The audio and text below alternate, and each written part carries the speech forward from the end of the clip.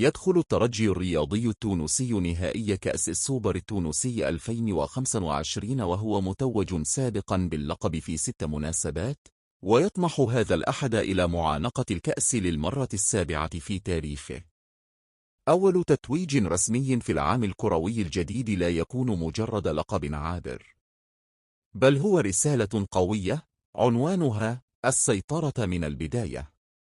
السوبر ليس فقط تتويجاً، بل انطلاقة نفسية ومعنوية لفريق بحجم الترجي، العارف كيف يفتتح المواسم بالألقاب ويغلقها بالتاريخ.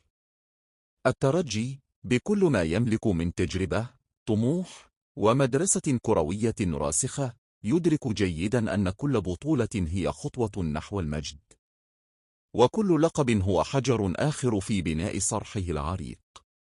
ومثلما افتتح سنوات عديدة بالتتويج، يأمل جمهور الدم والذهب أن تكون 2025 سنة جديدة من الانتصارات، تبدأ بسوبر وتتوج بكؤوس أكبر.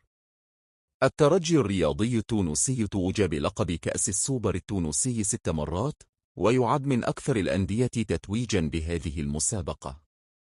تتويجات الترجي بكأس السوبر التونسي: 1. 1994.